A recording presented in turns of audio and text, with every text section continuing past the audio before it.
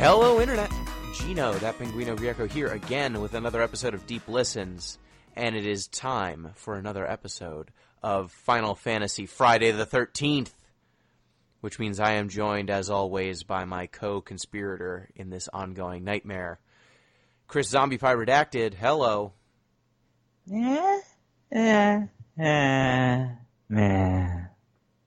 Remember when we did our the last podcast, I tried to express my feelings about Final Fantasy 13 using a sound? I tried to recreate that feeling, which it's still the same. It's more like, I think mine was, yuck. No, yours was a pained, agonizing groan. Like No, yours was loud. It was loud. It was like that, but you really, I don't think that, for all intents and purposes, this game is not the most painful thing you have played. It's more of a ooh wah ah ah. Yeah. No, it's not that. It's not an ooh wah ah ah ah. So it's not a bad game. It's just a game. That's true.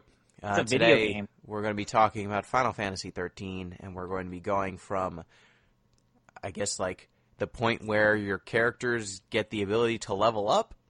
Yep. Until you get your first summon. 15 tutorials all in one level that takes place 2 hours after the first level in the game and the first 2 or 3 boss fights. Yep. What a wonderfully paced game. Yep, but before we get to that, it is time for us to respond to feedback. Woo! So feedback. Just a reminder, you can hit us up at DeepListensPod or at ThatPinguino on Twitter, deeplistens.libsyn.com.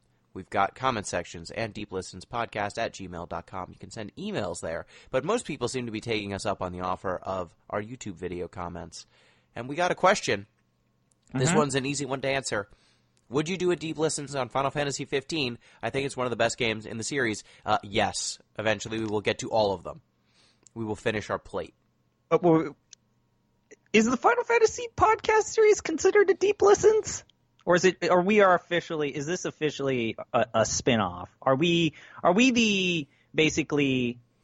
It's JAG was the original series, and then NYPD Blue, or what's the NCIS? Are we NCIS and Deep Listens is JAG?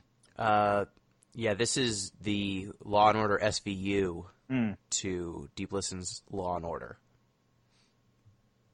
Now we just need to create our own spin-off of our spin-off and create Law and Order Criminal Intent, Deep Listens Criminal Intent. I feel like that's the magic podcast because not very many people listen to it, but I appreciate it on a deep level. Or is it the torture chamber? What's the torture chambers? We've only had like one torture chamber, so we need multiples of those, and then we will know which one the criminal intent is. But I think it's a Final Fantasy podcast. I think it's Listen to the Magic, though that's a really good name.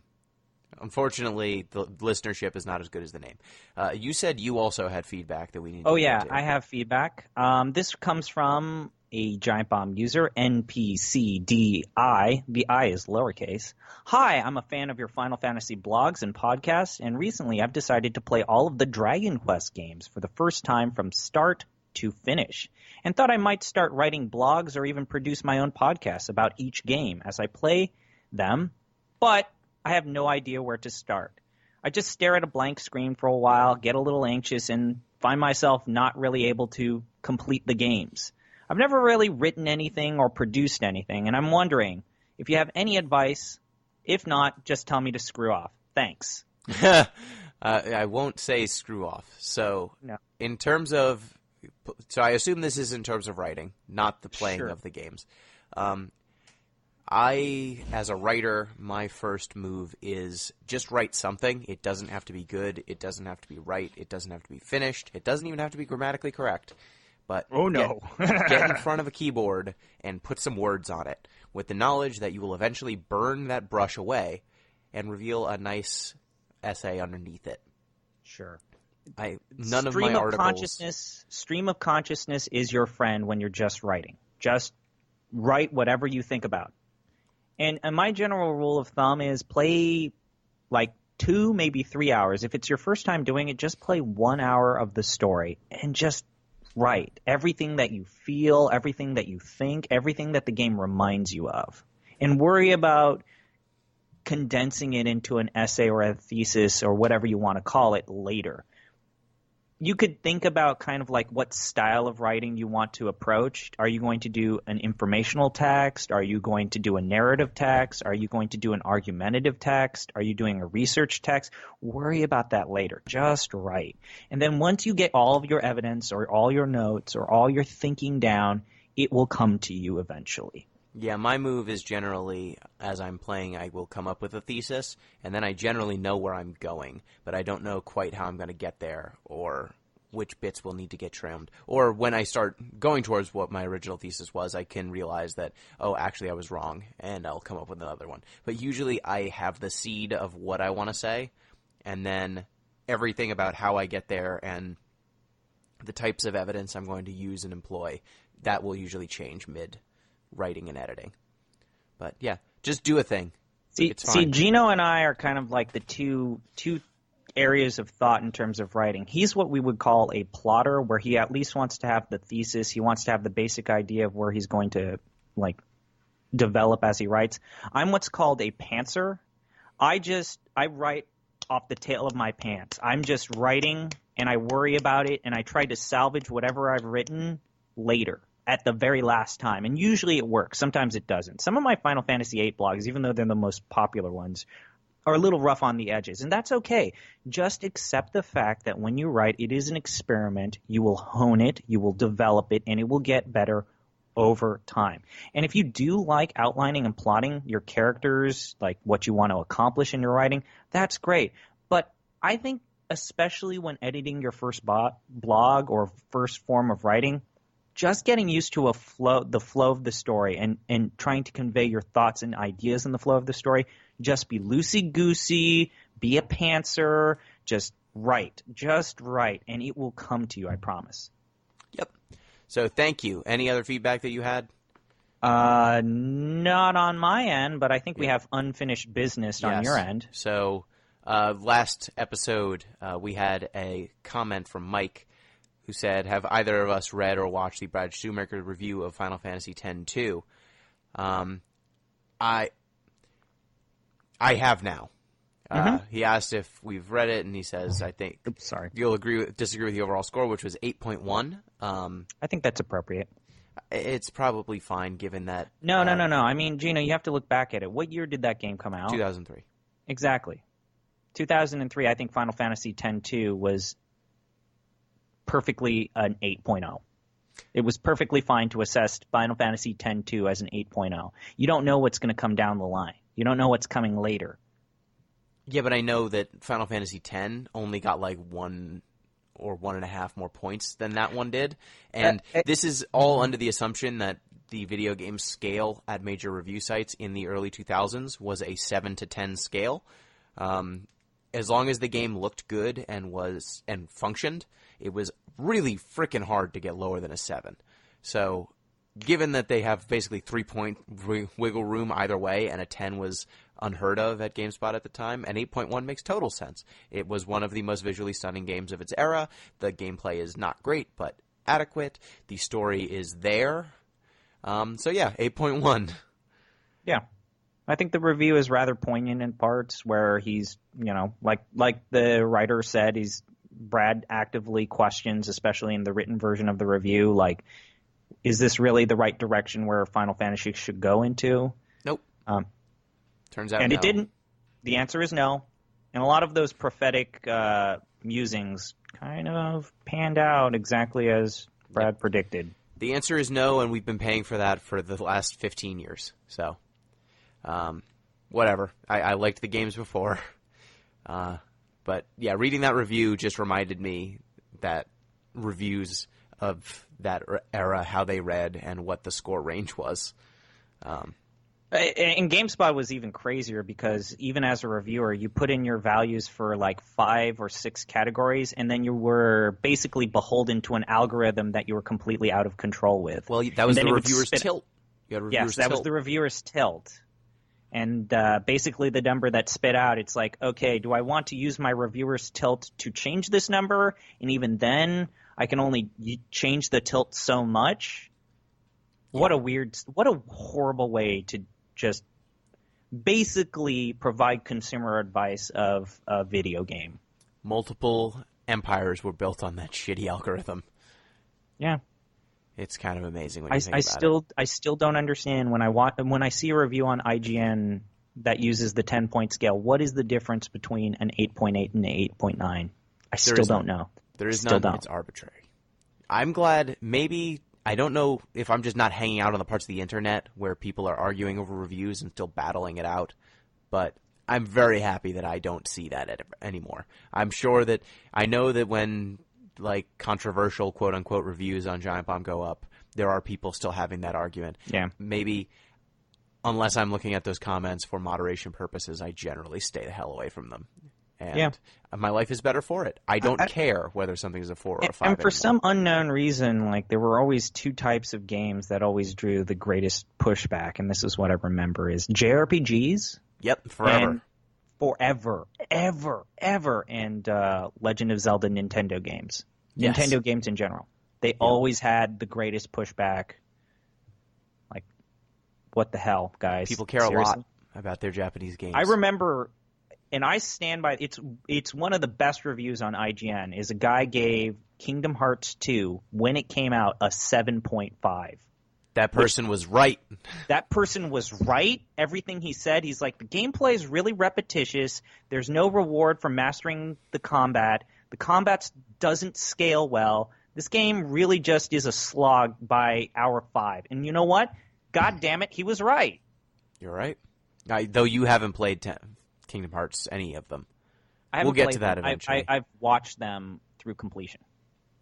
Yeah, but I had some interesting roommates. You haven't put your hands on the Kingdom Hearts. You haven't touched them. But it's one of the best reviews on IGN, is the original Kingdom Hearts 2 review. I think it's still up. And that man got fired immediately. No. Run out of town. Yeah. So, if you want to send feedback or comments... Whoa, do we have another one? No. What? What do we always do before we talk about Final Fantasy? Talk about the NBA? Yeah. We do. Okay. We do. Okay, you do your thing. You do your thing. You plug your thing. You know? Okay, yeah. If you want to send feedback, at DeepListensPod or at ThatPinguino on Twitter, deeplistens.libsyn.com is our comment section, and then deeplistenspodcast@gmail.com. Feel free to also put on our YouTube comments. We check them, too, as long as they're good, and so far they're good. Go ahead. I write emails, too, so you can, too. You write you are going to write. I hope you enjoyed the most recent one I put on the try and comment. I know, but you put YouTube comments like a lunatic. Yeah, but when I send it to you on Steam, like, I will defend myself. I send you these messages on Steam, and what do you always say? It's like, oh, that's really a great thing. Why don't you send that as an email? I mean, sending it as an email is one thing. It's the YouTube comment that confuses the hell out of me. I'm on YouTube more than Gmail, Gino. God damn it.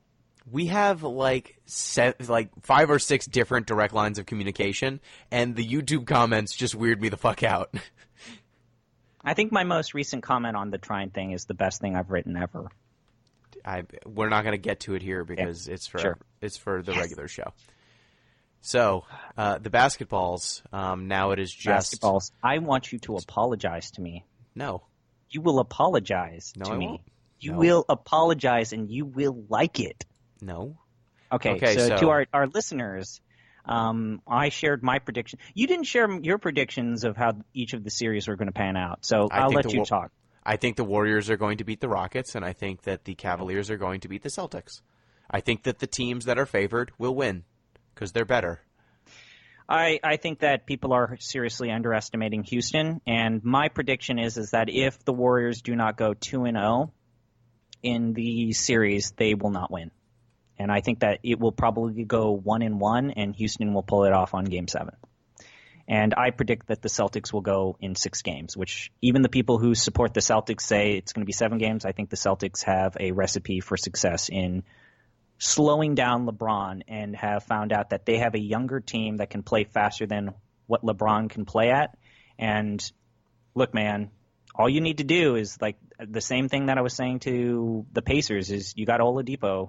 And the Cavs have no players who can block him. Clearly, if they're not going to start Kyle Korver or fucking J.R. Smith, those are 2 horrible matchups for Oladipo. All you need to do is have Oladipo play faster than LeBron, and LeBron will tire out, be on the bench. And then this is the thing that really frustrated me when I watched Toronto is they know that all they need to do is double team LeBron in the corner and then he has to pass the ball to Kevin Love, which means that Kevin Love's likelihood of making the game-winning shot is maybe 40, 30%. Why would you not do that? But anyways, I think that it's going to be Celtics in 6 and Rockets in 7. I can see the Celtics winning more than I can see the Rockets winning. Gino owes me an apology because he said his exact response is like, I can see your prediction with Houston, but you're just straight up wrong about the Celtics. Yeah. And then what happened yesterday? What happened yesterday? They won a game. I didn't say they were going to get game by blown 20 out. Plus points, and now they have at least a model to work with in terms of dealing with LeBron. That was game 1 at home. The Cavaliers have Play LeBron. Shitty defense. They have a shitty defense, but they also missed a bunch of wide open shots. Exactly. LeBron is smart and now knows how they will defend him, or at least he knows what their first move with defending him is. We'll see if the Celtics just keep changing it game after game and keep trying to confuse him. But I think at the end of the day, LeBron is the greatest player to ever play basketball. He's playing with enough people that will probably get it done, and some of the Celtics players were playing over their head. It will come back down. Who is defending Al Horford on the Cavaliers? No one. Exactly. No one. And I think that Celtics clearly have assets to defend LeBron. I mean, they can throw people at him, but and other than Kevin Love, who can shoot for threes more than 40% when under pressure? He's so streaky. He is so streaky. He shoots like 45%. What is this? What? He's streaky. He's one of the greatest three-point shooters ever. That's just not even a debate. J.R. Smith is streaky. Okay, sure, fine. Though he is also one of the greatest three-point shooters ever, which is weird. He's so prolific. Okay, all right, fine, whatever. You're being a child. Your closed-mindedness. My saying that people who are accurate will continue to be accurate? Your closed-mindedness about recognizing that you were wrong about the Celtics. They won a game. They won Indiana a game. won game 1, too. Come on now. Yeah, but Indiana had literally just maybe one or two assets. The Celtics have multiple assets in terms of containing LeBron, and then they are showing that the solution is basically play faster than what LeBron can play at, wait for him to tire out, and then just capitalize on that early. I mean, their answer is just as long as you can keep LeBron under 40 points, you will probably win the game.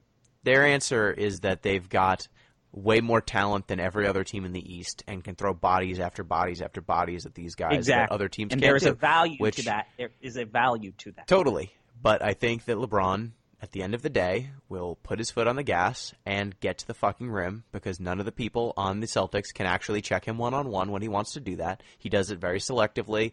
He doesn't, he waited until Game 7 against the Pacers, and then he just backed dudes down and got to the rim over and over and over again. And the rest of the Cavaliers, there's three-point shooters, they will not shoot 4 of, fucking 20 again. That's probably not going to happen, and I don't think that the Celtics are going to shoot, 40% from 3 either. So it'll regress to the mean. Okay, whatever. So this leads us to last week's question. Remember, I always ask you a quickie yes. with the NBA. Last time I asked you, who was the worst, or in quotation, best example of keep cashing them checks? And I'm going to pass it to you, Gino.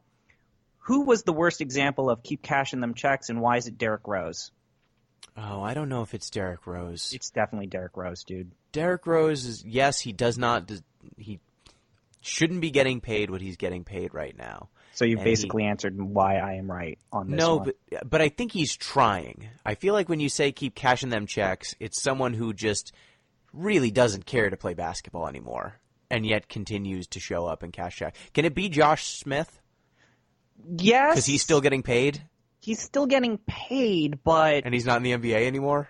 He's not in the NBA, and so I'm almost of the opinion you have to disqualify him because he's being paid to not play. Okay. You have to be on the bench at least, Gino. Okay. You have to be in the NBA, even though he's getting paid, I think, next year too. Adidas signed that exclusive Do you remember this? Adidas signed an exclusive deal with Derrick Rose, and they're estimated that they're probably going to lose about $12 million. Sounds about right. Because they thought, oh, man, our entry into the sneaker game and competing against the likes of Jordan was to sign Derrick Rose to a 8-year contract, and now we're going to lose about $12 million because he got busted up. And he just, like, okay, here's the reason why I think it's Derrick Rose. There are still to this day diehard Derrick Rose defenders.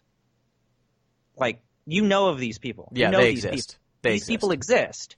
And this was the year where even the most diehard Derrick Rose defenders started to break. Like, they saw how washed up, broken, and unexcited he was to play basketball, and even they started to turn on Derrick Rose. He literally sat on the bench. The hard thing for me is coming up with a person who beats him, because there are a bunch of people who just are underachieving, but there aren't a ton that are, like, keep getting them checks. Guys tend to be players who are wildly overpaid and also don't give a shit and, like, immediately underperform. But I'm struggling to think of someone who immediately got paid and then ceased to play. Like, Michael Beasley is not a joke anymore. Gerald Green is not a joke anymore. Like, a lot of the Dion Waiters. JaVale McGee is not a joke anymore. Yeah, JaVale, Nick Young, they're on the same team, and they're probably going to win a championship somehow, which is amazing. Most of the dudes who, or like guys who are old and past their prime and have kind of given up, but most of the old guys in the NBA, there aren't really a lot of just like dudes who are just phoning it in the way that there used to be. Like Zach Randolph isn't phoning it in, he's just washed. I think you can make an argument for Zach Randolph. Yeah, I just think he's washed. Like, I don't think that it's an effort thing. Like, who's recently gotten wildly overpaid and then fell off Iman a cliff? Shumpert. Shump? Shumpert's on the Sacramento Kings now. Oh, right, he is. Yeah. Oh, boy. And he was a part of a three-team trade where the Kings went out of their way to get him from the Cavs. Can I say Georgios Papagiannis? Oh, yes, you can. Because he's terrible, was terrible the whole time, got those checks, and got the fuck out of Sacramento and the NBA, all in 1 year. He was on the team for like a year. He was a first-round draft pick. Yeah, you're right. I'm going to still stand by Derrick Rose, but I think yours is a good second place. Yeah, what do you think, Gino? It's pretty hard to wash out of the NBA in a year from being like a first-round draft pick. Teams don't give up on you that quick. They waived him for a roster spot. They said, actually, no one is better than you. They waived Georgios Papagiannis. The concept of nothing. Like, there are times when I've been playing and that fantasy was his football. Second NBA campaign out of Greece. Like, I think that's the thing that I always have to remind myself. This was his second go at that apple, and he fucking washed out. He washed immediately. Yeah, so that's my answer, Georgios Papagiannis. And that has been your basketball minute. Whoa. We got the next question for next week. Oh, what is next week's question? Here comes the money. Here comes the money. Da, da, da, da, da, da, da, da, da, da. Which team do you think is going to have the hardest time getting under the salary cap? Ooh, that's a tough. That's actually a tough question. I will have to think about that. I have to think the about next it time too. we record one of these. It's a good question. It is. So now it is time to talk about Final Fantasy XIII, the game. Man. The game. It's just a when we blue left off, nightmare. When we left off, I think it was right before you fight Anima. Yeah. We breezed through Anima very quickly, so I think talking about Anima and kind of the cutscene that ensues after Anima, and then the flashback, and then the blue neon Wonderland bullshit level. Oh, that level looks so good. Yeah, so you fight Anima. It's this falsy. No, it's not false. No, it's a falsy, right? Yeah, it's a god, remember? It's a god. Basically, Anima looks like Polygon Man from PlayStation Underground. Yes, and it's got a lady in its chest. You know what? I have to say this. I'm starting to come around with the enemy designs in Final Fantasy XIII. I mean, I dislike them. I know that you dislike them, but I do appreciate that they tried they tried very hard to come up with a very distinct and kind of just a distinct and new art style, something that had not been seen before in Final Fantasy. And I think I'm willing to forgive them for trying something completely new. I don't agree. I feel like many of the enemy designs, outside of the bosses, I think that the main boss, like the Falsi design, these techno crystal god things, very unique design. I have no fucking clue how they're supposed to work or what they're supposed to be. Like, looking at them looks like a mess. But the other regular enemy designs just look like regular-ass characters from around this era of Square. Like, all of the Sanctum people, the guards, they look a whole lot like the Deep Ground soldiers from Final Fantasy VII Dirge of Cerberus, which we'll eventually get to. We will eventually get to. The dogs look like all the dog monsters, and there are only like a handful of models that they keep reusing and reskinning. The dog models look a lot like the dog models from Final Fantasy X. The behemoths look kind of like behemoths always have. Yeah. The ones that I think are inspired are like the flan. I think the named bosses are kind of inspired. I mean, you have to appreciate the fact that they have this idea of Falsies being this kind of pantheon and gods, like a pantheon of literal gods that they worship, with Eden being the highest order on that pantheon. And they somehow make these very abstract boss designs look like gods, but also distinct enough to where you understand that they're different from one another. I still think they're dumb. I've never liked the science fiction-y, like, sleek, plasticky looking metal, like plasticine look. Yep. But I appreciate how they tried to create this pantheon of gods using common terminology that the Final Fantasy franchise has been using since its basic inception, and they tried something different. Now, it's kind of like the whole, like, the reason why I'm not the biggest fan of, like, Michael Bay's Transformers movie, where it's just this giant mess of amalgamated plastic and metal where it's hard to tell the difference from one another. Or and that's my problem with the Falsi design, is that it looks like Michael Bay Transformers, but they jammed a crystal into the chest of them. Like, it's really hard for me to tell what the hell they're supposed to be. Yeah, the only time I was able to figure out that it's Anima is when I selected an attack, and then when I selected the attack, it said on the attack button, you are attacking Anima. Yeah, I wouldn't have known what the hell it was supposed to be. And maybe that'll change if we fight Doom Train. I don't think Doom Train is in this game, but what if it was? He should. I can't wait till we play Final Fantasy VI and Doom Train's in that game. What? Yeah, kinda. Okay. But no, I mean, you fight Anima, and it's kind of the first real boss fight. I mean, you have plenty of these things, but they're against random bozos, like... The first time you might die.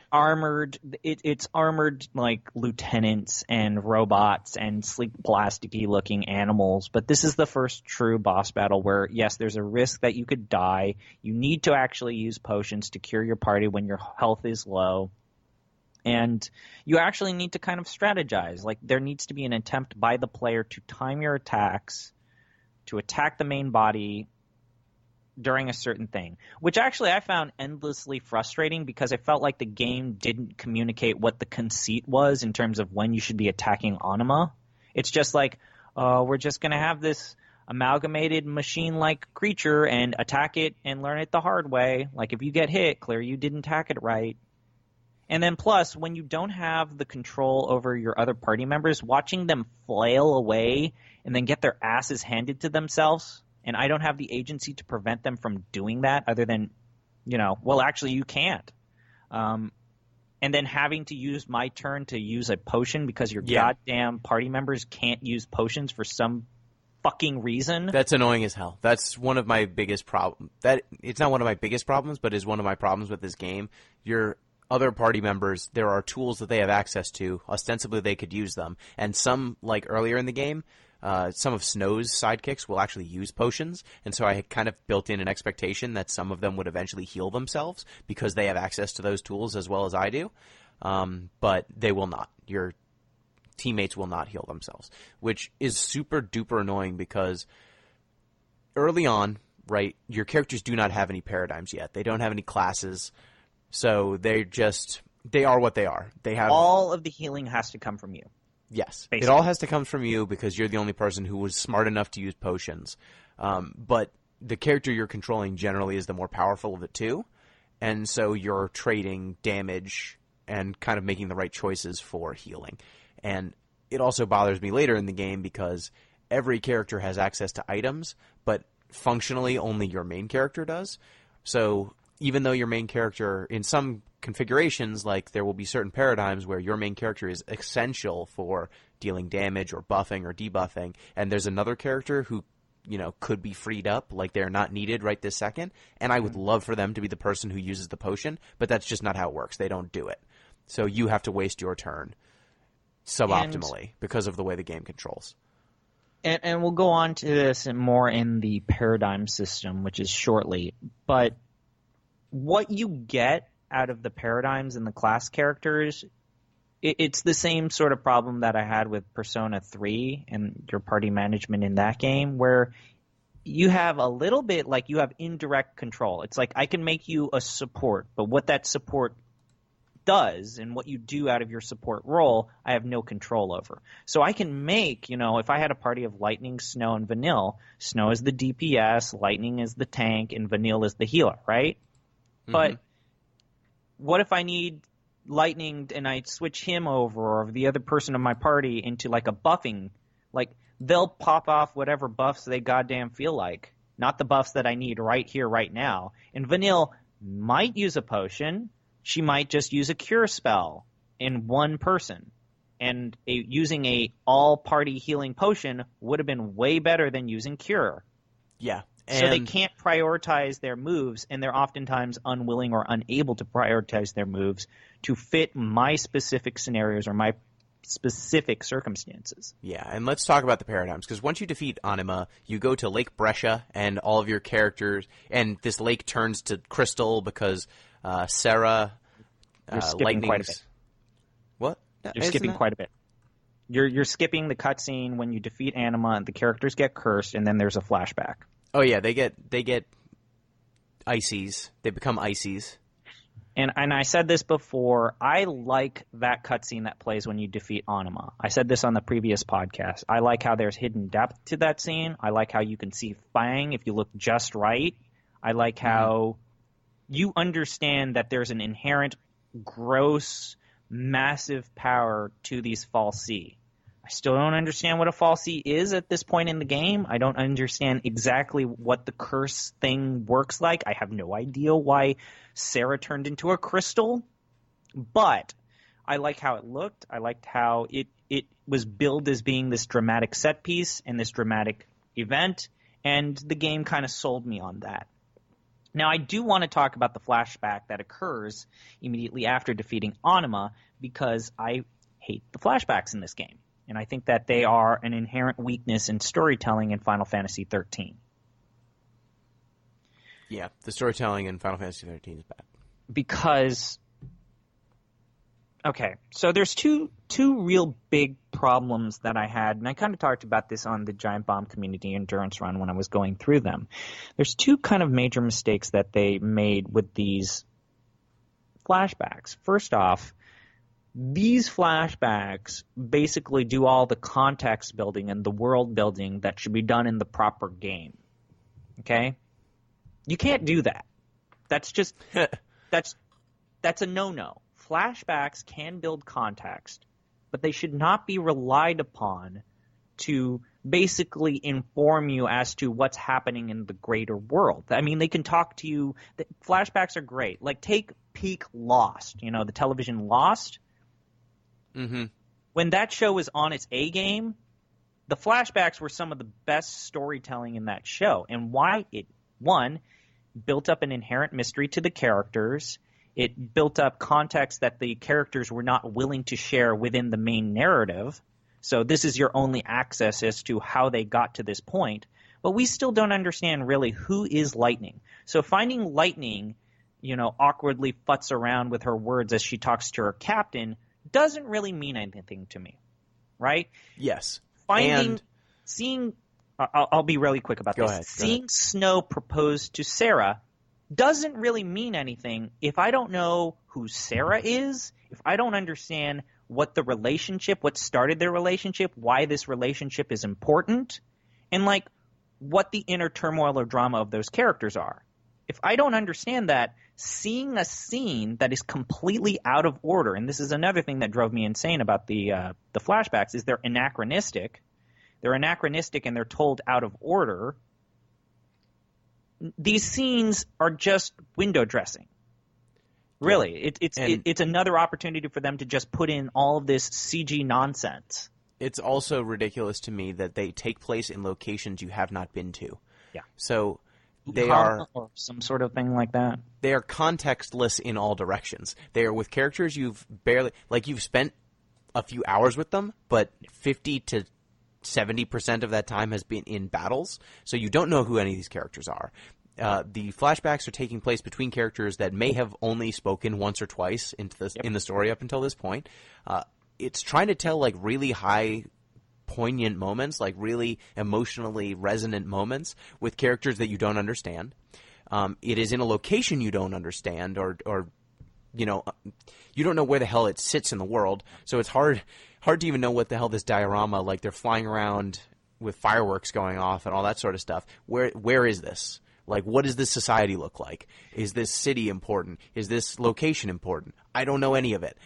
And so it really sucks because this game at this point has not made this world feel like anything other than the assemblage of several levels, which is weird in a Final Fantasy game. In a game of even Final Fantasy X, you were walking down a road. Yeah. You understood. There were fish out of water moments, but they were fish out of water moments that just were like earned. screamed at you, yo, this is a fish out of water. This is what we're going for. They were there in order to make you feel like you're in an alien place. You had a narrator who was grounding it for you. But otherwise, like one of the things that I think makes Final Fantasy games so good up until this point is the sense of completeness, wholeness, and kind of an organic feeling of the worlds. You knew where everything sat. The world maps would help, just like in regular JRPG fashion, it would help you understand where all these countries were. How do they relate to one another? What's going on in the streets with all these people? And you kind of got the sense of how these worlds were situated.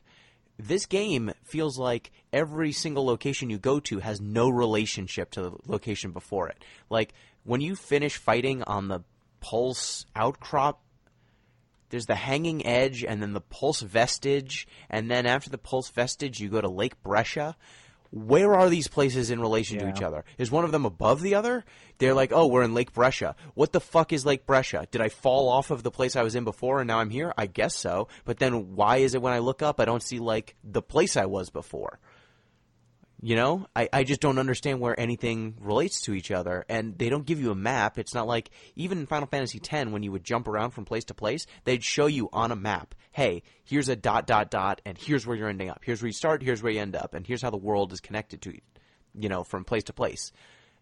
And I would say 10 is like the most disjointed of these games up until this point. It's ridiculous. It's bad storytelling. It's bad world building. And it's depressing because you can tell a lot of effort was put into crafting these set pieces, but they aren't entirely earned.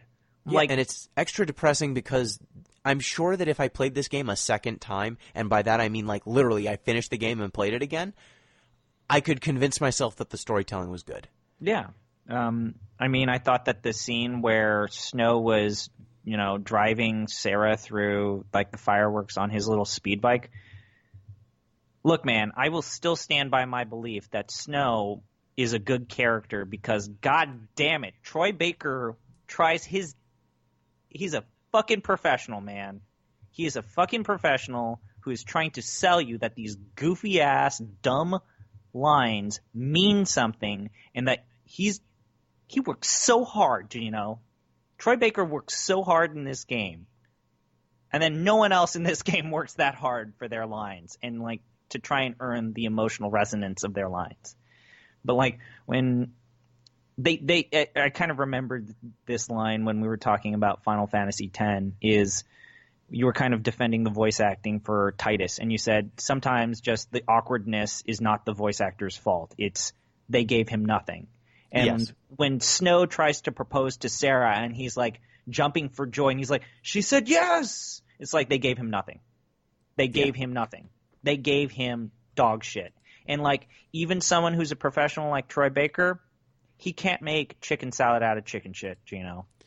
Yeah, I can imagine him. I think maybe this we could doesn't go make some sense. different lines. Like, Okay, I'm really happy. She said yes. Oh, we're going to be so happy. How's about that? Read it as it's written, please.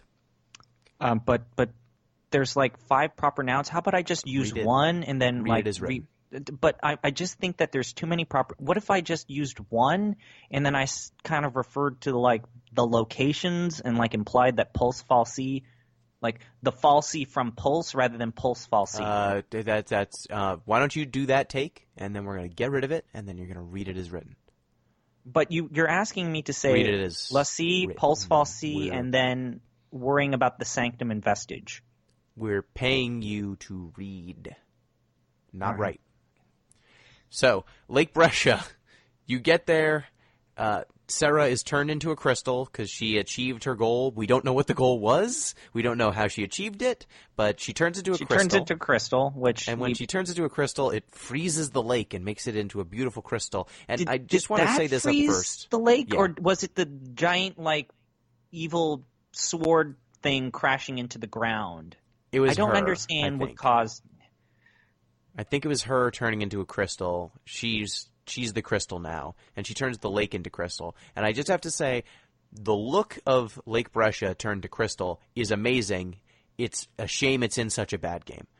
I don't think it's amazing because it makes some of what the game attempts at this level all the more monotonous and boring. Like, okay, if you're going to have this giant neon blue lake, how about not having the jump prompts be neon blue and they perfectly blend into the Oh, yeah. environment? Yeah, that's And true. then now I don't know where I need to go or where I am supposed to climb up on this specific ledge, even though in the game I have seen lightning time and time again, power up her amp technology, jump 50 feet into goddamn air, do And a then flippy freeze. flip, and then freeze in midair, and then somehow I can't do that. I have to find the fucking swirly little, like, Windows is freezing up thing, and then I need to find that, and that's exactly how I go up this knee-high wall. Yeah, I mean, there is definitely not a consistency of what these characters can do from location to location. Like, And- sometimes I see Snow punch through walls, and then here's this just wall of rubble, and Snow's not willing to punch through it. Like, you cannot... I didn't like it in something as like a game that I love, something like Mass Effect 2. Do not give these characters the tools to address your barriers. And it's just a freaking ludonarrative dissonance, example of dissonance in the gameplay where you do all of this like groundwork to show that these characters are strong and they will persevere, and then I can't use it in the game. And it's also a reminder of how goddamn linear this level is. Yeah, it's. I wanted to say that it's beautiful because I think that the design itself and the look of this lake is good. Everything else about this section kind of sucks. There's only a few different enemy types in this level. This is when the game gives you the paradigm system, and now we can, I think, talk about the paradigm system in full. The way that this system works is that every one of your characters has access to at least a few, except for Saz, who's just a commando. You each have an assemblage of some different combat roles. Mm-hmm. Early on, they only give you the most basic of the roles, but there are ultimately going to be 6. Commando, Ravager, Medic, Saboteur, and Synergist. Mm-hmm. And Sentinel. And Sentinel, that's the 6th. So Commando does physical damage and does low stun damage, and there's a stun system. Which I actually love. Yeah, it's okay. It does low stun per attack, but the attacks have a longer... It causes the stun duration to decrease slower. So you kind of want a commando to keep your stun meter up. The Commando does high stun damage, but has low kind of stagger time. Medics heal. That's it. Saboteurs do debuffs. Synergists do buffs. And Sentinels can draw aggro and tank, basically. Mm-hmm. I feel like if you're going to have this character system, they gave you the character classes that are easy to understand and usable the most. I think that these are the perfect character classes to start with. And overall, I like the paradigm shift system. I like the paradigms in general. I have no idea why so much of the early game involves small parties which cannot utilize it to its fullest potential. Yeah, they basically, for almost 10 hours, just keep giving you parties with only 2 characters in it, so you do not have access to the full complement of paradigms, because they want to, like, introduce you to these slight synergies between a few different classes, but it's so slow. It's just painfully slow. And sometimes they give you access to characters like who are Ravager, Medic, Synergist, Saboteur. And when you have combinations like that, where it's all of the support classes and like one damage dealing class, but not even with access to Commando, which is what you kind of need to keep your stagger going, it's mind numbing. It just takes forever to do something anything. That we'll especially talk about in the next chapter is some of these party compositions, for the purposes of the narrative, they make sense. It makes sense for Saz to be working with Vanille. It makes sense for Lightning to be working with Hope. It makes sense with these 2 party systems. Problem. Some of these party paradigm systems and matchings, gameplay-wise, suck shit. They suck shit. When Hope and Vanille are in the same party, it sucks shit. It's the worst. And another thing that I feel like I should talk about, just with the paradigm system specifically, I kind of dislike the paradigm system, not in concept, but in execution. Oh, yeah. Because you need, when it is flushed out, right? When it is fully fleshed out, you end up with 3 characters, and you'll have access to basically every combination of jobs. However, the way you want to play, the way you're actually interacting with the game, is by constantly hitting auto battle, because picking individual attacks outside of weird edge cases where the auto battle just picks bad choices, your best bet is just to keep hitting auto battle, and it will pick the best options for you. And all you're really doing is deciding when you want to switch between different paradigms. And this leads to me feeling less like I'm playing the game than like I'm managing the game. I feel like I'm playing, like the game is playing itself, and I can look away for a while, and then I come back and, oops, some of the life bars are low. I better switch into a paradigm that will heal. Or, oh, their life bar is going down too slowly. I'd like to speed that up. And then I switch to a paradigm that has buffs and debuffs. And it just feels like I'm almost spinning plates like it's a cooking game.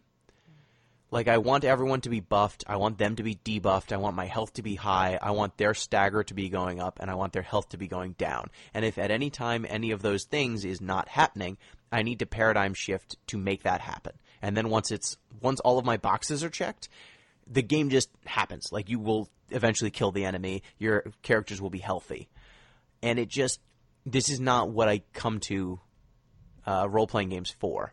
I like picking the right choices. I like the decisions that I'm making in combat to be meaningful. And it just feels like there's almost no customization of these characters because we'll talk about the Crystarium system, but there's really not a lot to choose. And so you've got these characters that all play very, very similarly. There are slight decisions to be made about what weapons they have and stuff like that. But largely, you're just making sure that when you're low on health, you switch to a paradigm that has medics. When you're not buffed properly, you switch to one with synergists. And that's all you're doing is just spinning plates. Make sure that the plates don't stop spinning. And if they stop spinning, generally it doesn't even necessarily mean you're dead. Sometimes it means you're dead. Like if the plate that is your HP is the one that wobbles, then you're dead. But if it's the one that like means that the enemy is taking stun damage, then all their stun just dissipates and the battle takes 10 minutes longer. Or if it's the one that, like, your buffs or debuffs are gone, well, again, it's not the end of the world. The battle just takes 10 minutes longer. And so it just feels like you're spending all this energy to make the game play properly, but it just will – a lot of the fail cases are, oh, you didn't play the game right. Now it's just going to take longer to do the thing that will get done. It'll just take longer. You don't even need to figure out how to do it outside of a few battles that are actually legitimately puzzles. So right now I'm hating it. Again, I'm slightly more positive about it, but I don't really have an exact counter to what you're saying, Gino. But one thing that I found kind of deeply, not necessarily upsetting, but just the antithesis of what I try to get out of a role-playing game, is that you get these characters with character classes, and I don't feel like the characters have earned their classes or their distinctions or kind of like their status. Like, Saz is this because the game says he's this. Vanille is a healer, but she's also a DPS character as well. She can be a Ravager and a Commando. And so these classes lose their value almost immediately. And the counter to that is that, you know, there's this tech tree, I put that in quotations, called the Crystarium, which we'll talk about later, but that doesn't really feel – that's an abstract concept tied to an already abstract concept. And so I feel like in a role-playing game, the purpose of the classes, if you do have a character class system, is for me to understand what the utility of that character is. And when the character classes are this dispensable, the characters lose their utility, my value of them drops, and my ability to roleplay in the game is seriously curtailed. Like, everyone feels like they're tabula rasa, and that I'm just honing in on the characters that I like based off of, you know, their mannerisms and their character design, rather than, like, what they bring to the table. Because there's nothing different. There's really. nothing different about those characters. Like, if Vanille can be a healer and a support class and then also a DPS class, she's basically everything. She's not just a support character. If Hope can be a buff character and a healer, and then also he can unlock the – like, everything that you started off in terms of Hope being kind of this secondary character that provides support, his class and my utility out of him as a character in the game, my use of him in the game, doesn't match what the story is trying to use out of him as a character. You kind of understand where I'm coming from that? I can understand where you're coming from, and ultimately this game is going to just make it so that everyone is everything. Yeah, and that to me is just like and something that I kind of want to talk about is like they use these character classes and you really don't understand what the difference is of some of these. I kind of understand what the difference between a Commando and a Ravager is. I kind of understand. Do you want me to explain the exact difference? No. But I feel like that's the responsibility of the game, to really take the time to explain what these combinations mean, and instead it relies on just trial and error. Find your own combinations. We're going to give you some starting combinations that will get you done for up to a certain point in the game, but then eventually you have to really use your own. So what were you going to say, Gino? So the difference between Commando and Ravager is Commando deals more damage per attack. It has low stun per attack, but every time it attacks, the stagger meter on your enemy will kind of the decrease will take longer. So they recover from stagger after a certain amount of time. Ravagers will deal a lot of stun damage, not a lot of damage, and their stagger will recover faster. Whereas the Commandos deal more damage up front. They're very consistent. They don't deal a lot of stun, but the stun they deal stays longer.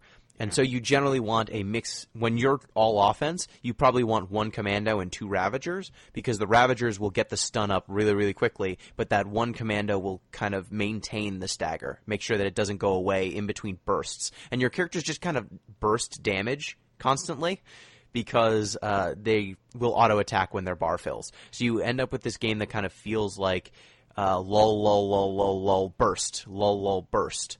And that is just how the game kind of plays. And I think in this part rhythm. of that is that I like the staggering system. I think it's a decent idea. I also like the air juggling system once that is introduced. I think they're really empowering for the characters, but the game does a shit job of underscoring how important they are and how you can acquire that. Like, there were times where I could just slop through the battle without staggering enemies, and then I got 5 stars for that. And then there are times you can't even damage anything if you don't stagger. Can't even damage anything unless you stagger the character first. Yeah, it's really annoying. What? And I just want to talk about the Crystarium real quick.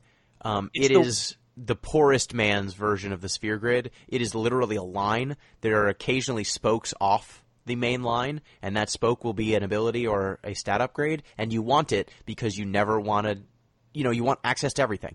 Yeah. So every character levels up linearly. Sometimes you get to decide between 1 or 2 classes which one you want to level up first. But that's it. That's the depth. Bingo. You sometimes pick which one to level up first. Sphere grid. I think it's the poorest man's. It's the poorest man's sphere grid. I think that this is just kind of the Final Fantasy team trying to do a tech tree and just not understanding what a tech tree is supposed to be. But it's not a tree. It's linear. Exactly. That's what I was going to say is like a tech tree has choice. And then if you go down one path, you can see how you've changed the character, and a path is now locked from you. It's a linear... The Crystarium is shockingly simple, but somehow they managed to take out all of the choice, all of the empowerment of the sphere grid, make it linear, and yet, the UI is somehow more atrocious than the sphere grid. Yeah, they managed to make a linear leveling up system. It's basically 6 linear leveling up systems for each character that you pick which linear level up you want to have happen first. There's 6 of them. They will eventually all happen. You just decide which one happens at what time. But they've made it the most complex looking thing for what is essentially a linear system. It's amazing. This game is so bad about No. The UI in general in this game is atrocious. The UI in general is atrocious. Like, we'll get at the end of this. Your real estate. Like, how did this game rate so well?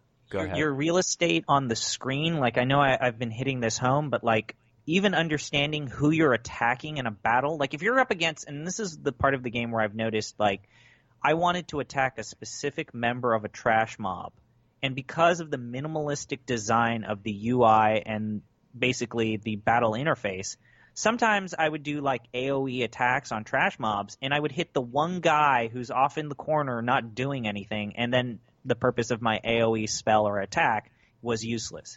Like, it's minimalistic to almost a fault, to a very massive fault, because just if you do take the time, and I know, Gino, you more or less err towards the side of auto battling, but I'm trying to get as much as possible out of this game, so I'm actually trying to take the time to queue up my attacks, locate the attacks that are effective. I just want to say, I was like you once. Yes, I was young. I was naive. The first time I played this game, I tried picking all of the different specific attacks, and the auto battle system will pick the wrong choices sometimes. Yes. There are times when the correct thing to pick is like Blitz. One of the things that you really need to understand, and it'll help you as you play, you can press, I think it's the triangle button, to cause your character to act earlier than when their bar is completely full. And the decision on which move to use will be made as soon as you hit the auto battle button. Mm-hmm. So you don't want to actually hit auto battle until the moment you want the attacks to happen, because some of the decisions like whether you should use an AoE or not will be made improperly if you hit auto battle too early. Like, the enemies might not be clumped up when you hit auto battle, and so it'll pick a bunch of single targeting attacks. But then by the time you get around to attacking, the enemies have clumped up again, and you really should have been using an AoE. Which I want to just talk a little bit about the nitty-gritty of the battle system in this game, if that's okay with you. Yeah, I mean, that's what we're doing, and then we'll breeze through, because all these sections are just like battle, boss. This is the part of the game where I realized how just poorly thought out the combat in this game is. I'll admit it, it's flashy. You know, you do a bunch of flippy shit in the air sometimes if you can pull things off, but a lot of that flippy shit I feel like I didn't earn.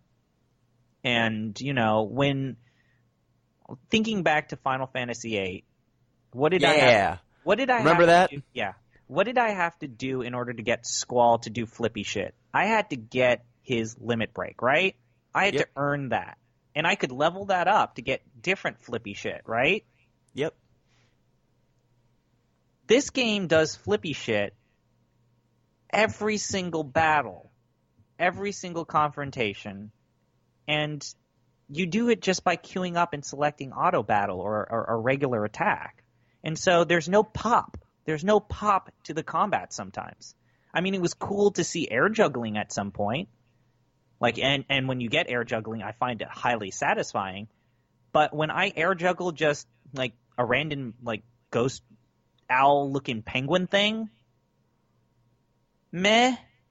It manages to do all of this cool looking window dressing in the combat, and yet it doesn't mean anything.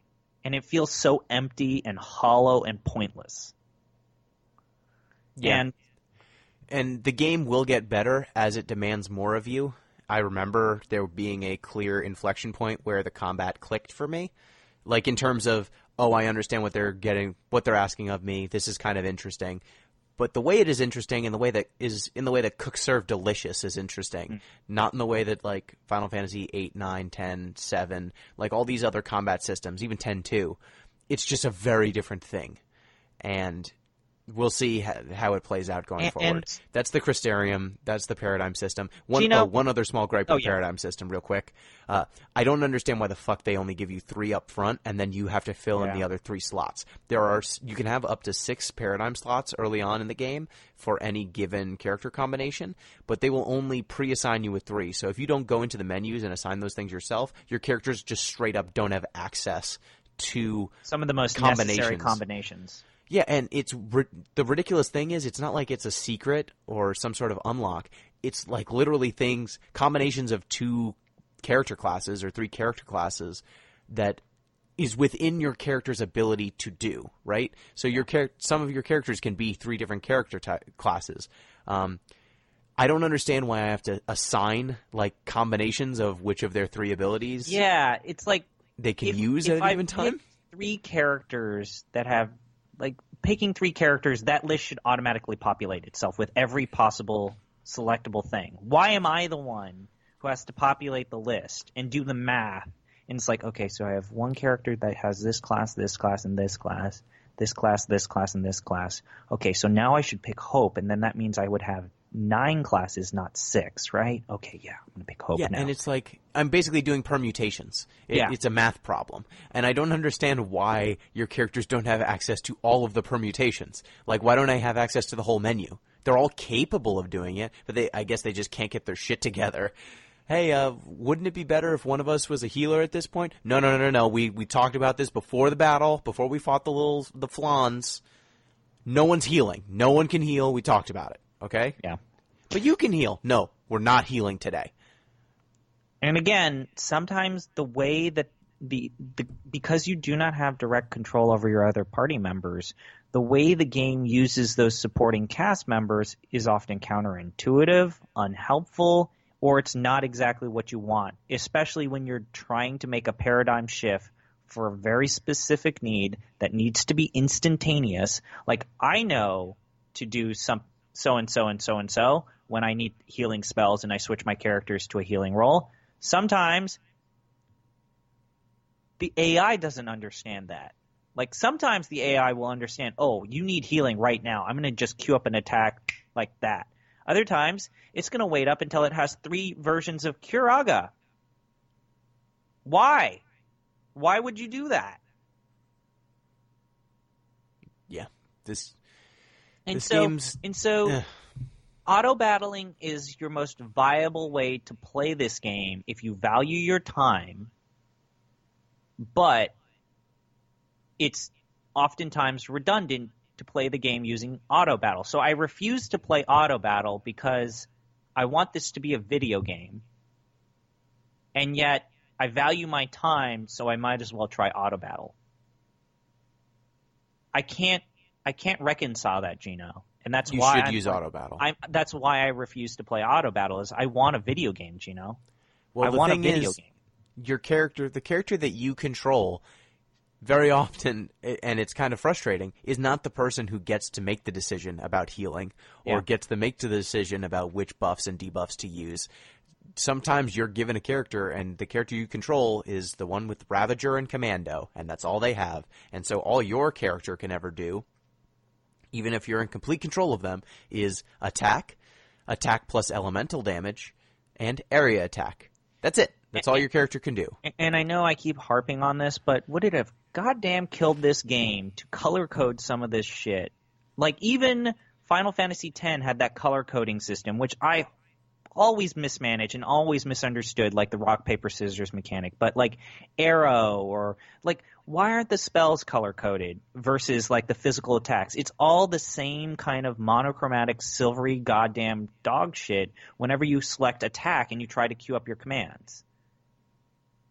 Why? Why isn't there a separate command for attack, magic? Oh, no, wait. But there is a command for techniques, which we should go into, because the technique system is terrible. Yeah. The technique system... So you have... Here's the third tutorial, if you're counting. Yeah. The technique system... This is all... And the reason why we're talking about this for so long, for people who have not played this game for a while... Literally nothing happens in the story. Literally nothing happens in the story, and also all of these tutorials get hit one after another as soon as you get to Lake Brescia. It just goes like, hey, here's a system, and then next battle, hey, here's another system. The technique system, there are individual techniques that your main character can use. Some of them cost points, some of them do not cost points. One of them that does not, Libra, it will give you information about your enemies. Then there are things like Earthquake and eventually Summons that will take CP, I think is the point type. Yeah. And you know what is really frustrating is that the game talks about how the reason why you get these abilities is that you've been cursed by the Fall Sea and you have now access to magic. And magic is this kind of like, ooh, you can practice magic. Oh, no, he can practice magic. Yep. And magic. then it's just like, and then it just becomes an indispensable, like it becomes a dispensable ability that's just kind of thrown to the wayside. It's like, wait, no, Final Fantasy 13, I think you got a good idea. How about Final Fantasy 13, how about you talk about how magic's been, like, de-emphasized in this society as it's moved into this technological era? Why don't you, tell me more about this. Tell me more about, come on. How about you talk about how, like, the religious dogma of this cocoon society asks people to not invest in the magic that they can gain from the actual pantheon. How about we talk more about this? You can actually use this level where a character has frozen this lake to talk more about, like, how society is divided.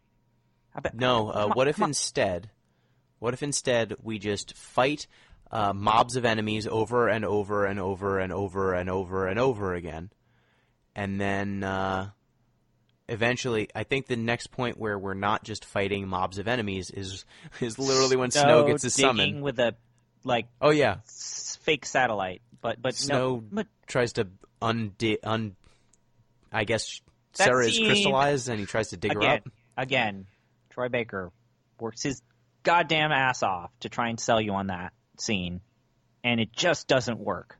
No. He works so damn hard. And you know what? I gotta say, this is one of the few times where, like, Lightning felt like a character.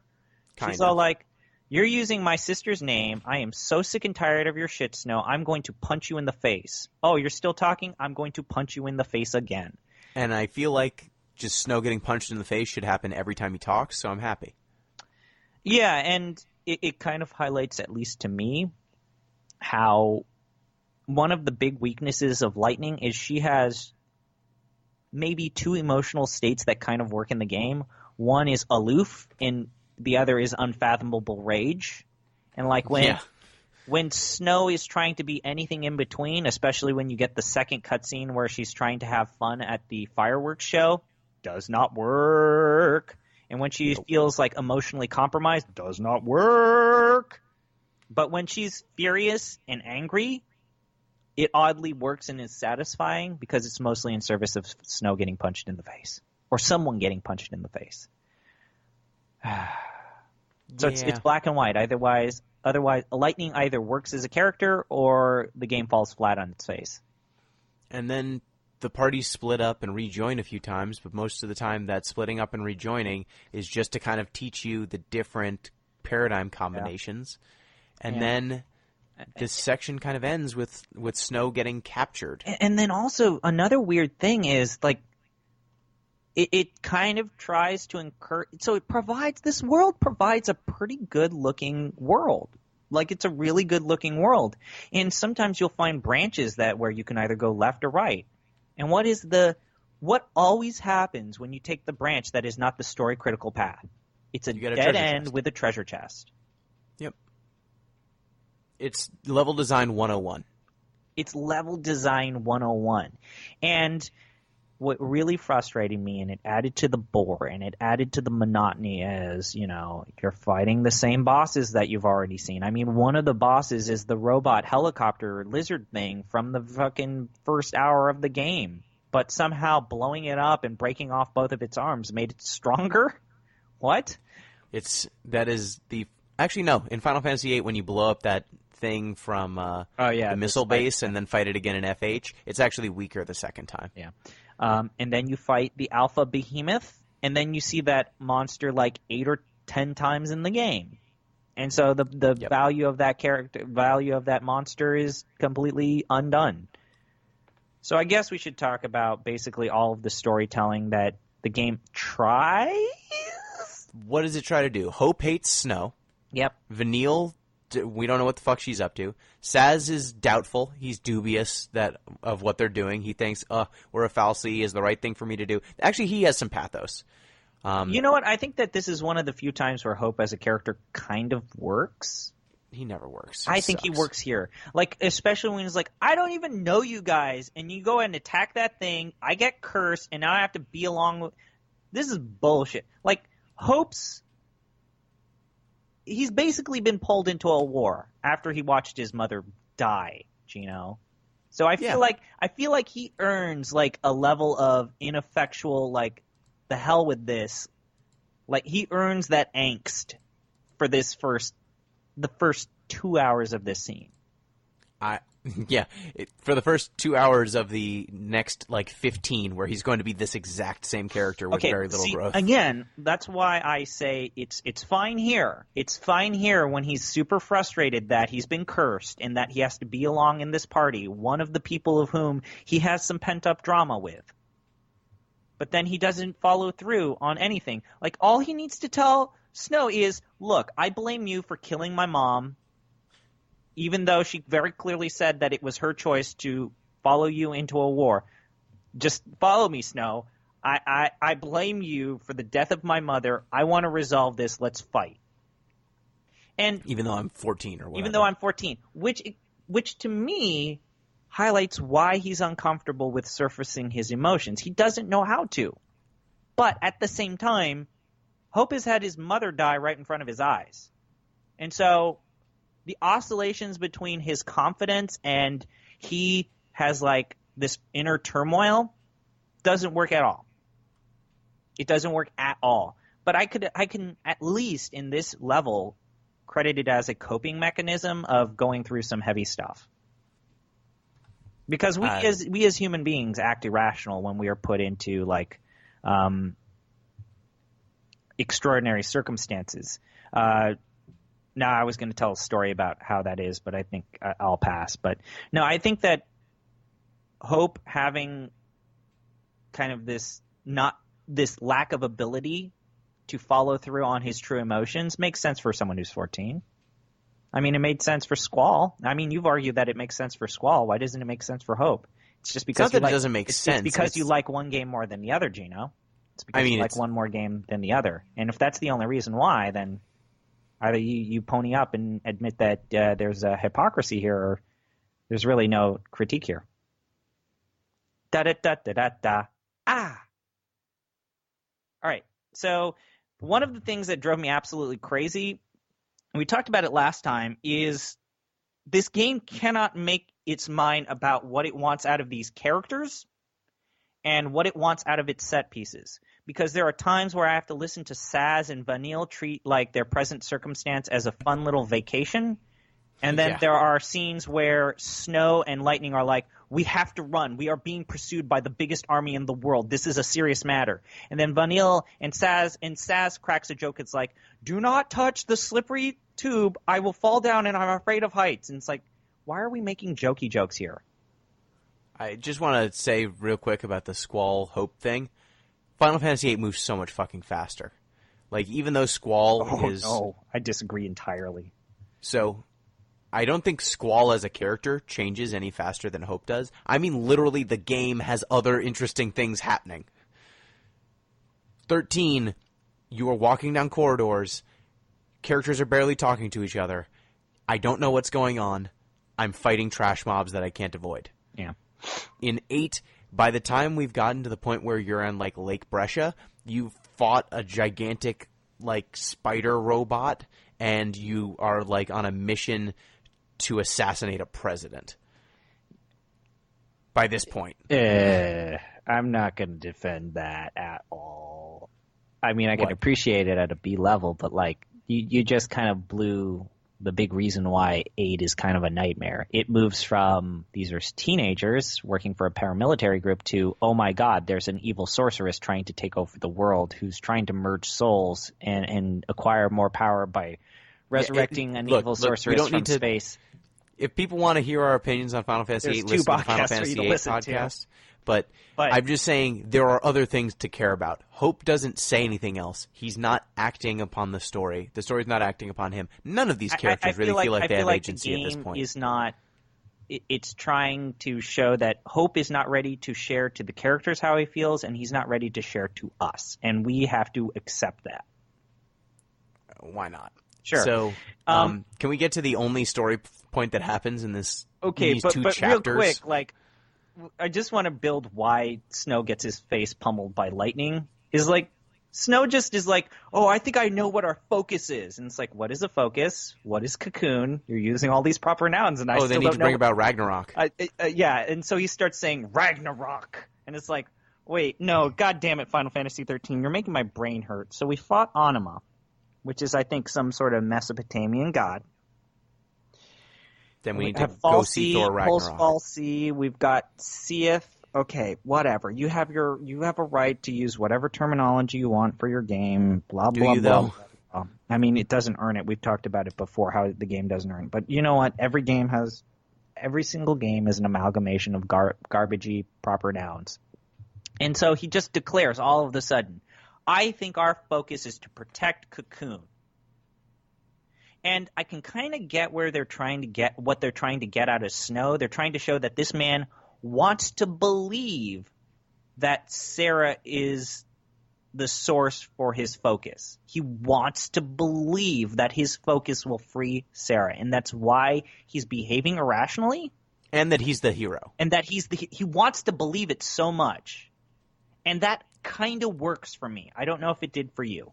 I mean, it doesn't, because it's, for me, that's all he is. Up until this point, at every chance he's got an opportunity to open his fucking mouth, he said, I'm the hero, guys. I'm going to save everyone. And he just keeps saying, like, literally that. No, it's not like he's saying it in, like, grandiose terms or he's being subtle. He's just yelling, I'm the hero, and when you're the hero, this is what you do. I just feel like he's a man driven by emotion, and he feels like he's basically lost the love of his life, and so he wants to convince himself that he has more control over the sequence of events that he's been subjected to than he really does. And so declaring himself as the hero is just a manifestation of him thinking that he has greater control of the sequence of events that he's in than he really does. And that's why Snow as a character works for me. That's why Snow works. If he eventually expresses that, that's fine. At about 10 hours in, all he keeps saying is, I'm the hero, guys. I'm the hero of this story. And he keeps saying stuff like that over and over and over again. When you've lost the love of your life and when you've basically failed to protect the one person that you promised to protect, it's okay for the game to show him acting irrationally like that.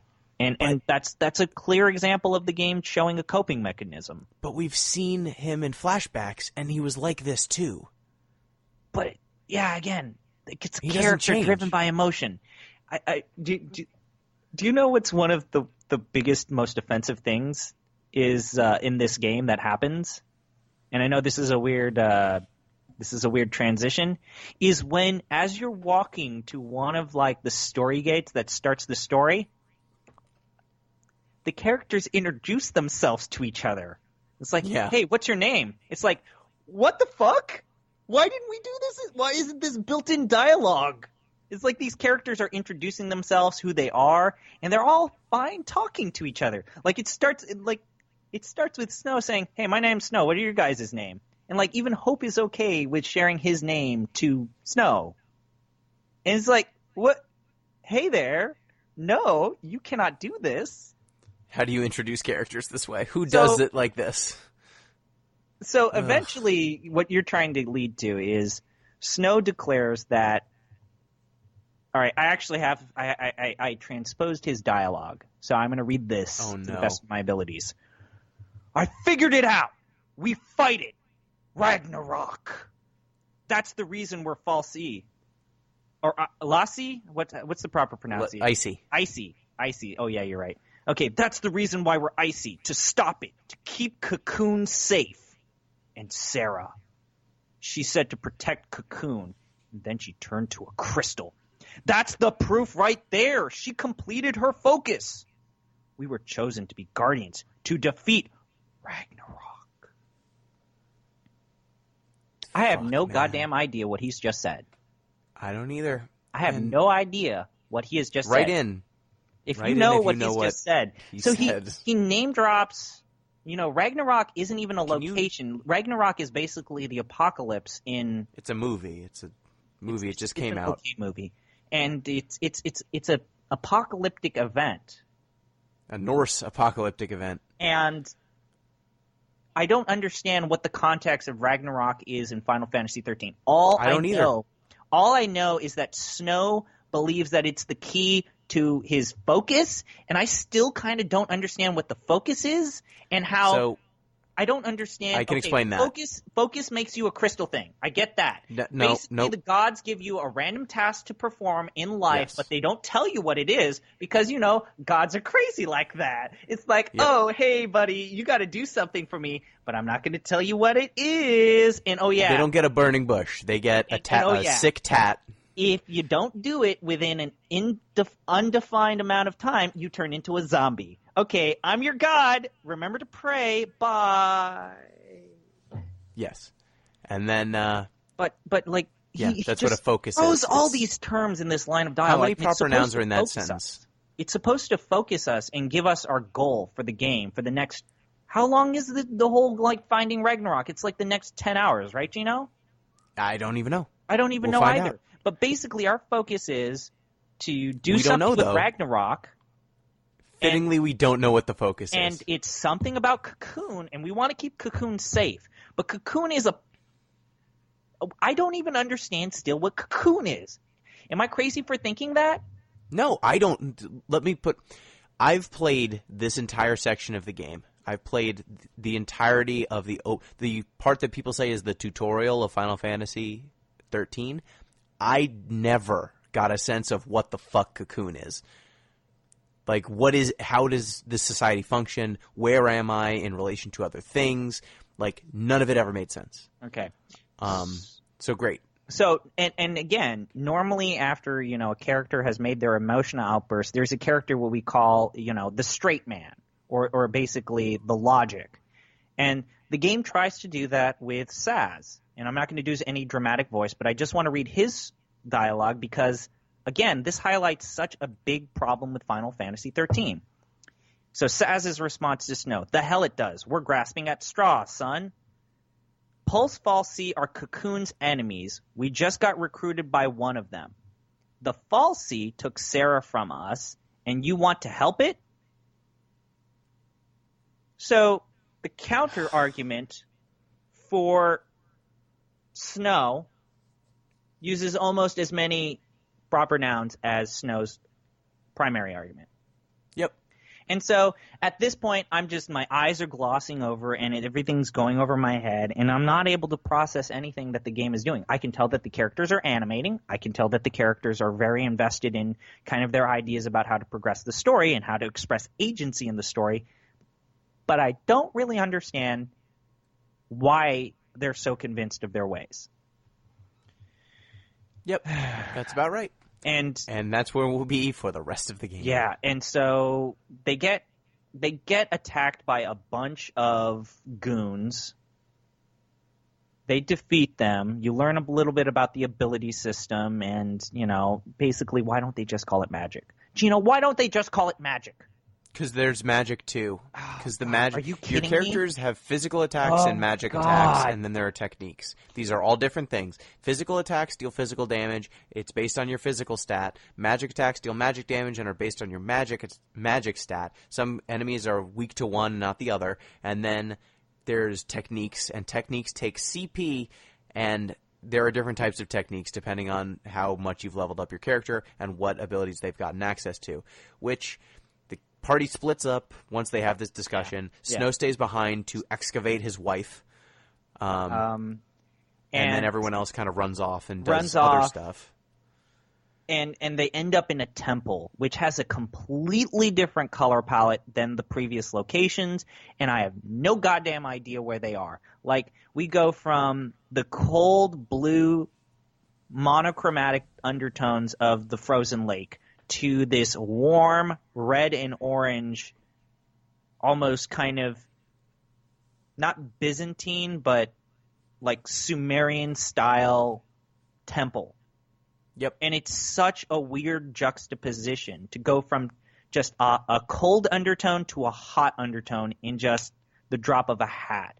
And I don't know where we are. The characters are just moving. And I have to assume that they're going in the correct direction because I have no agency over this.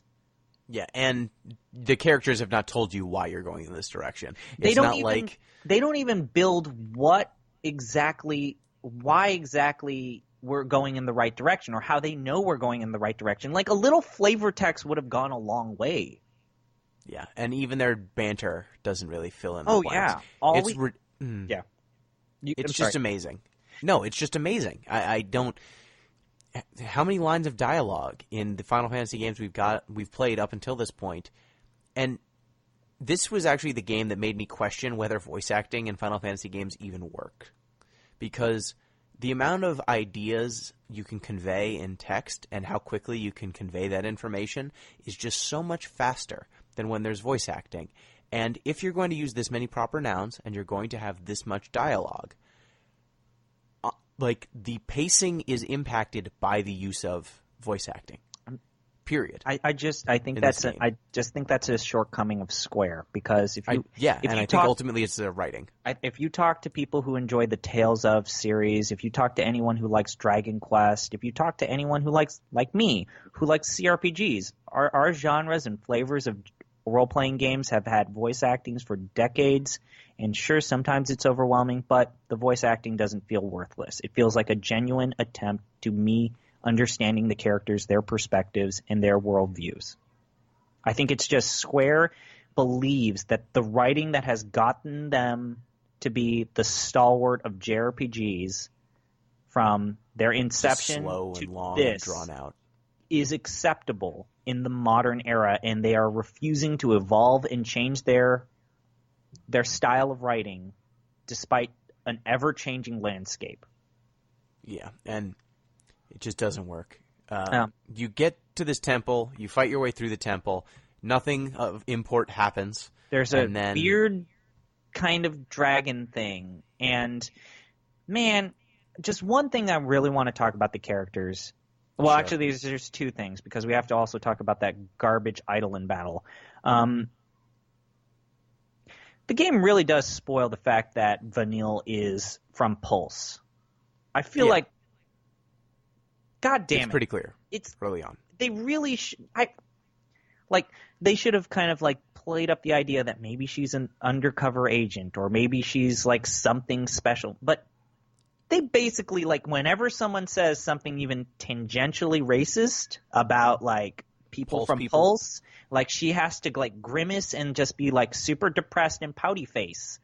And it just kind of ruins the eventual reveal of, or the prospect of a reveal that Vanille is from Pulse. It's like, I feel like more could have been done out of her character. Like, her character arc basically boils down to her secretly being from Pulse and having to conceal that. Like I said last episode with Hope, we know where these characters' plot lines are going. They are flagrantly obvious. They're foreshadowing the hell out of them. We're not stupid. But this game will spend the next 20 or 30 hours getting to the place where we know they're fucking going. And say what you will about all the games we've played up until this point. And we've said a lot. Did not know. We've said a lot. Like, they all have faults. But at no point in those games did I feel like I was just going through the motions. Yeah. Getting to the point where clearly we're going. So even in Final Fantasy 1, you didn't necessarily know where everything was going when you started out that game. I feel like I know exactly where Hope is going as a character. I feel like I know what Vanille is going through, what her character is going to be. And it's not interesting to see them go through those motions because mostly they're just saying the same things over and over again. You know? And it's not like you get some ruminations about who these characters were growing up, or some idea of where they sat in Pulse's in Cocoon society. Like, you know that Lightning is a soldier, but everyone else, you don't know what the hell their deal was, really. I guess Snow was like the leader of some sort of gang, and Hope is a kid, but like, you don't get any of the background to fill in who these characters are and what their relationship is with the world around them. It's amazing, and it just takes so long. It takes so long.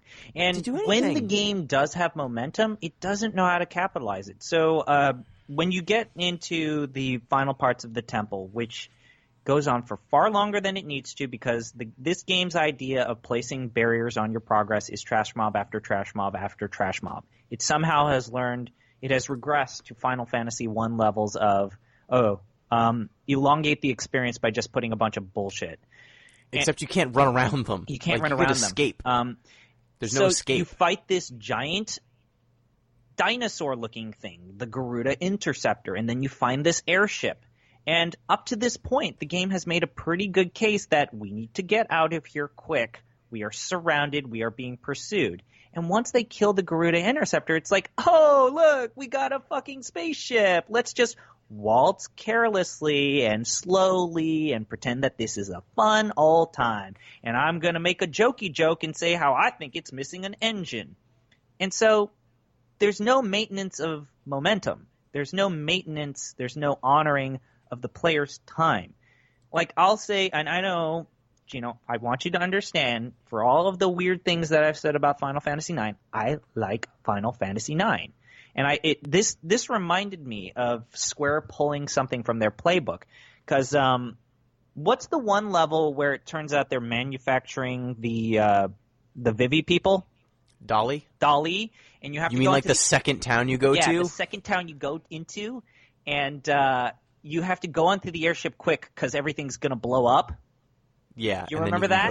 And you remember... Now, that might It's not that everything's going to blow up. You just want to catch this specific cargo ship. You have to catch this specific airship. Although there is one very distressing scene involving Zidane and Garnet, but these characters treat the situation as, we need to get into that airship right now. We are going to treat this seriously. Let's go, let's go, let's go, let's go. And then they follow through on their actions. Okay? Mm-hmm. This game doesn't know how to do that. This game thinks that, now that we've killed the boss, it's time for witty banter. And it's not that witty. And it's not that witty, and it's not that entertaining. In Final Fantasy X, there was witty banter, but they would do the witty banter after a pretty serious moment in a quiet zone, which was greatly appreciated because we've gone through some stuff, right? It's like, and we also do it in areas where it feels appropriate. A temple that is just maybe 10 yards away from this giant army does not feel like an appropriate place for us to just talk fun. I just can't emphasize enough that in the amount of time we've spent in Final Fantasy XIII, in the other games we've played, we would have been at least introduced to several like key concepts of the world, like the amount of stuff that would have happened. You would have been towards the end of Midgar in 7. You have left Balam in 8. You've been to Dali in 9. You're probably in Limblum, if not a little bit further in 9. You have, like, Yuna's become a summoner in 10. In 1, you at least probably have an beaten idea your first of who fiend. the antagonist is. Yeah. Like in 1, you'd probably be like getting the ship at this point. But you've accomplished some stuff. Yeah. So hell, in fucking 10-2, you're probably finished chapter 1 already. Yeah. Oh my god, did you say something positive about Final Fantasy X-2? Hey, that game has a lot of problems, but if you want to play the mainline story path, pacing is not one of them. If you want to do anything else, pacing is a problem. So this leads us to, we transition after our battle, after we gain control of this airship. We go back to Snow, and... Yep. And he gets attacked. He gets attacked, which is not the problem. What is the problem is, out of nowhere, he just summons this unfathomable energy to defeat all of the soldiers. It's an Eidolon. It's Shiva. And we have to battle Shiva. And this battle is a bunch of bullcrap. Yeah, so the Eidolon battles, how they work, is you generally just need to survive for a certain amount of time. And then as you get their stun meter or stagger meter up, you will eventually get the ability to hit the Gestalt button. God damn it. And once you hit the Gestalt button... I think that one works because this game is the Gestalt theory in practice. Once you hit the Gestalt button, then the fight ends. And then you can... I want to just read the quote that I had when I beat Shiva, because I think that it's probably one of the funniest things that happened during the Giant Bomb Community Endurance Run. Oh my god, I pressed the X button when it said Gestalt mode, and the girls danced around and looked like they were going to kiss. They merged their bodies and turned into a motorcycle. That's basically what happens. Yeah, they turn into a motorcycle. They scissor and then they turn into a motorcycle. And then they kind of just, he gets on the motorcycle and then he disappears, and then after the battle, it transitions to Snow passed out on the snow, like the ice, the frozen lake. He goes from being on top of the motorcycle to just, what? Yeah. And that's the end of what we're going to cover today. Oh, man. This game, airship man. Battle, but the airship battle. Oh, no, wait. I guess you're right. We could talk about the airship battle. Yeah. We could talk about that later. And Fang's pretty cool. She has an Australian accent that actually works. Unlike Vanille's Australian accent.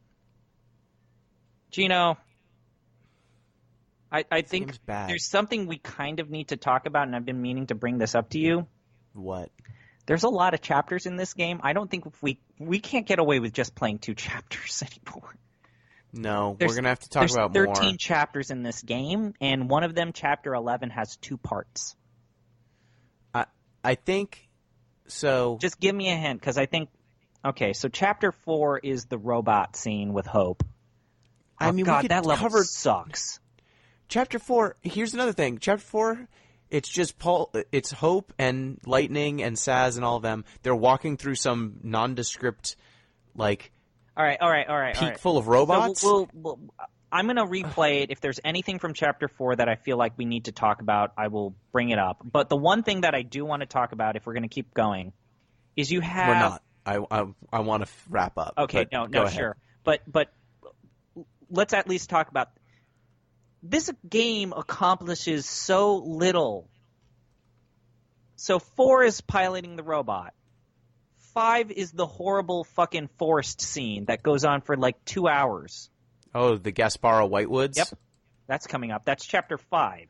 And then chapter 6 is the woods with Vanille and Saz. Literally nothing happens in that scene. Nothing happens in any of these Oh chapters my for the most God. part. These characters just keep having the same dialogue over and over and over again. How about Yes. we basically get to where we stopped at the Giant Bomb Community Endurance Run, which was controlling Lightning and Hope, and then eventually Snow and Fang. Can we try and get a little bit further into this game? And can we just fast forward through a bunch of these sections because nothing of importance happens? Yeah, we had to get out the gameplay stuff. So yes, because give me a hint. The next 3 or 4 chapters, literally nothing happens except you fight a bunch of trash mobs and characters keep talking about, hey, right. Hope doesn't really like lightning. About Hope. We don't really need to talk about. We've had the discussion already. We knew what the. I'm still going to play this game a second time. That's fine, but it's just like nothing happens. All right, so looking at it, let's get to chapter 8. There's 13 chapters. Sure. So, and we're only on chapter 3. And we're going to just next episode, we're going to fast forward through a bunch of these chapters because, like we said, nothing happens. Nothing happens. So thank you, ZP. Thank you, everyone who's joined us for Final Fantasy 13. There's 2 more of these. Yeah, this is your fault, Gino. This is your fault. Oh, actually, someone sent an email. Oh, no. Oh, you're right. He did send in an email. Someone sent in an email that said that wanted to clarify your complaints. Oh, yeah. Was it the Final Fantasy trading card complaints or Final Fantasy 13 complaints? Let me see if this... Yes. This was feedback that I forgot to read at the beginning. All right. Sorry. Take that. This is from Superfan Kyle. Will John. Yep. This is from Superfan Kyle, and I'm glad that I've got it for now. Kyle! All right, I guess he came back from his fan trip. He says, I'm getting sick and slightly delirious, so excuse any incoherency. Hopefully this gets to you in time. I fell way behind on podcasts due to be on vacation in Japan, so I don't know anything time-related anymore. Hey, Deep Despair crew. Alpha podcaster Wolfgang over there incorrectly asserted that Gino is responsible for your current state of profound sadness that is playing Final Fantasy XIII. Oh. I would like to remind ZP that he does these things to himself, and Final Fantasy XIII is no different, for he was the one who chose it. That's right. Granted, it was initially Gino's idea to play it for the GBCER, but ZP was exceptionally on board. Also, ZP is the Dark Switzerland from a dystopian alternate timeline if he's trying to say Final Fantasy XIII has any of the same problems as Final Fantasy IX. On to the game in particular. I will actually somewhat defend the battle system because when the game finally starts in about 40 hours, it becomes an interesting blend of action-based battle mechanics and a turn-based game. The different roles you can assign to your party members all have distinct use cases. There's a juggle combo system that rewards timing and strategy and looks cool. There are also little optimizations, like timing a paradigm shift right as your attack chain finishes in order to instantly have a full ATB gauge as well, which helps to keep the player continually engaged similar to action commands in Mario RPGs. The actual problem is that it takes 40 hours to be able to actually play the game, and up until that point, you're basically forced to just auto-battle due to having no options, and you never engage with the mechanics or get prepared to fight enemies that ask you to engage with them. You don't even ever get any real customization capacity because the level up system is just a more tedious version of getting stats and skills at the end of a battle when you level up. More tragic than that, however, is when you realize that once the combat does get going, you realize that that's all there is to the game. Are there any side quests in Final Fantasy XIII? I don't even know. There certainly isn't any exploration worth a fuck, so all you've got is a bunch of linear walking loops endlessly into trash mobs and more walking until it's more free-roaming, walking, looping endlessly with trash mobs. I said this to Gino on Twitter a while ago, but the exceptional linearity of this game is a mercy. Until you hit the open world part of the game, there's hope that it will change and get better. Then it rips that away from you, and all there is left is bitterness. That's basically what Jeffrey said. Kyle. He's like, yeah, I think the game is okay when it's linear, and then when it becomes an open world, you realize, oh shit, this game doesn't know what to populate this open world with. So there you go. I feel like that's the most appropriate way to end this episode. There will only be despair. There will be no salvation for us. Weep not for us, for we are already dead. We have 2 more games to play. We have we 2 more games. Isn't Type 0 also technically a part of the Final Fantasy 13 universe? Yep, and so is Versus. Oh, fuck. Or so is 15. So there's no release. Enjoy this. There's no escape. Thank you, ZP. I'm always going to be here. Yep, and you did this to us. We could have played Final Fantasy V. We could have had a nice time. Or 6. Oh, we could have played treat 6. We'll treat ourselves at some point. but not now. Nope. Now it's 13, then 13-2, then 13-3. Till next time, thank you Bye. for joining us on Final Fantasy Friday the 13th. Fuck. Goodbye.